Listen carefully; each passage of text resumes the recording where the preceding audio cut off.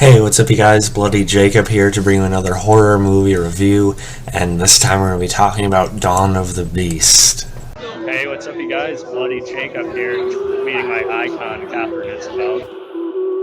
Hey, I'm Sylvia Saska. And I'm Jen Saska. And we're the Saska Sisters.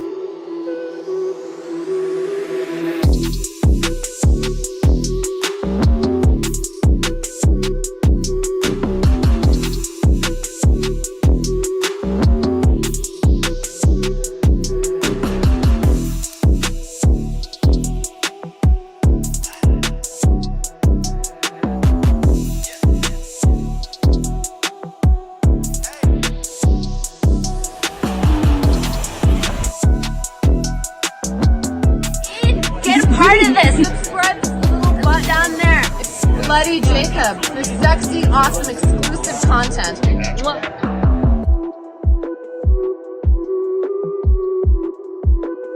A group of graduate students get more than they bargained for while searching for the legendary Bigfoot.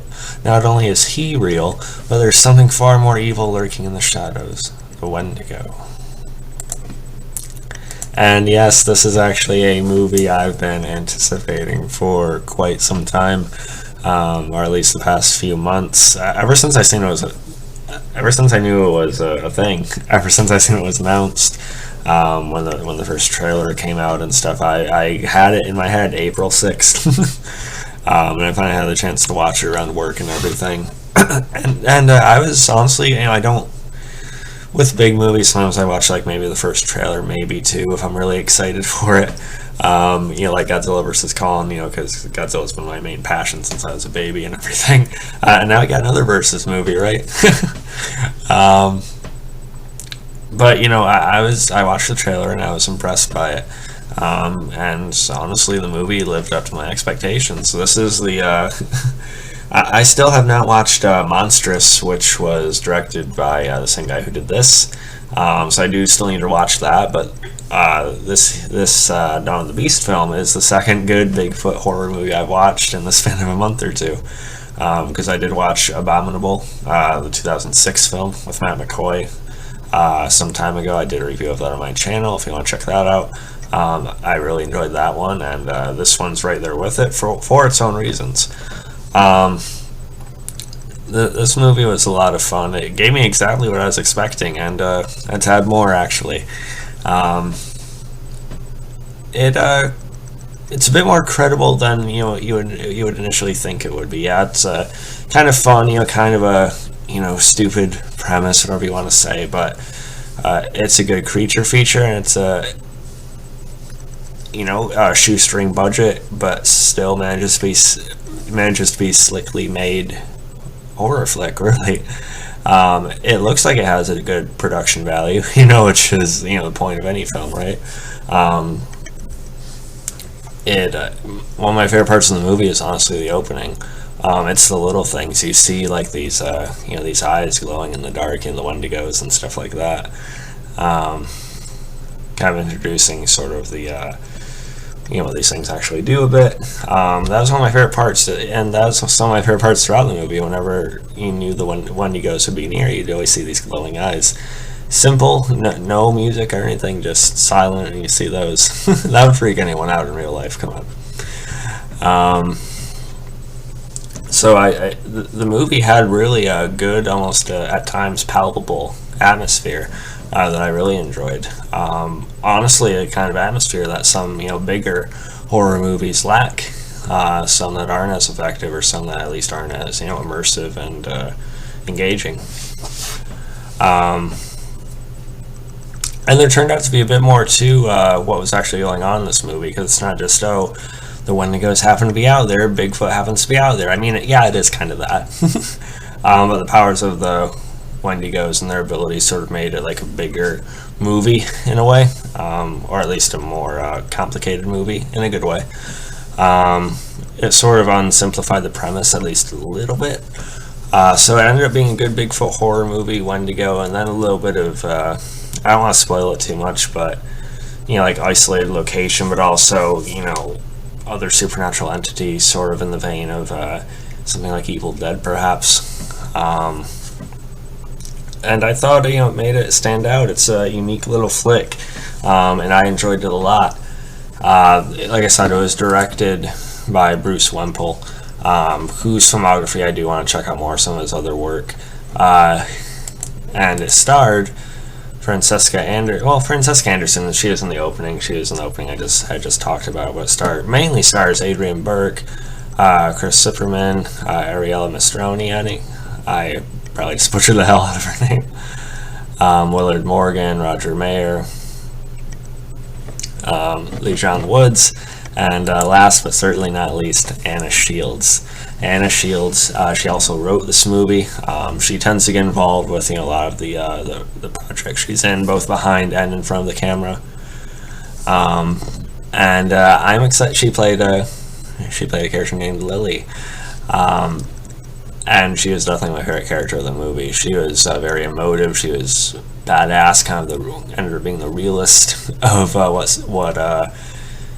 survivors are within the group.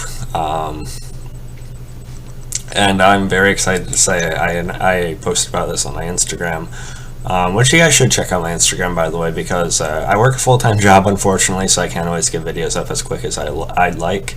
But I usually do typically post about things I watch on my Instagram pretty soon after I do.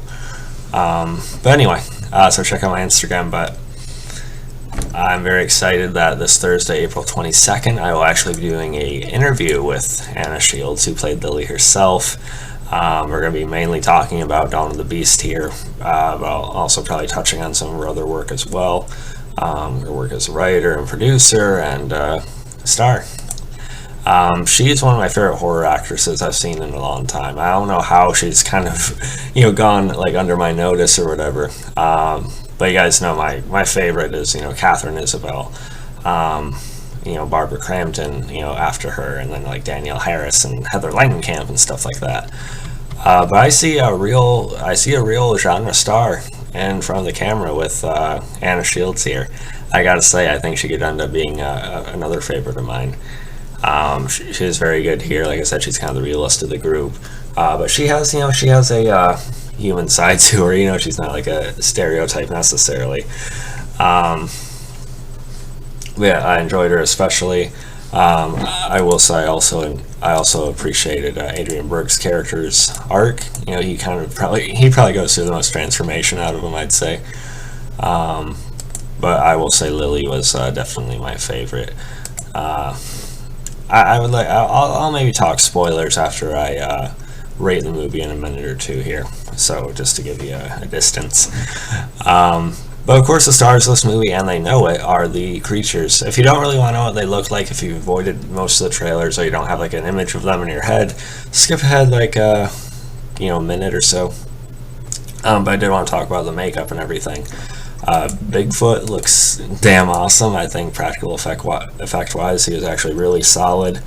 The Wendigos are used with a mix of practical and some CG at times, but it's not the worst CG in the world I've ever seen. And there's some good blood effects as well. And whenever Bigfoot came onto the scene, you felt it, like Godzilla and Kong, like I said, right? Bigfoot, I was definitely team Bigfoot in this movie, if you want to go that direction with it. Pretty much the forces of nature and the supernatural, presence of the Wendigo is basically put, it and Bigfoot on some kind of collision course. And of course there's, some, somewhat dumb characters caught in the middle, although, except Lily.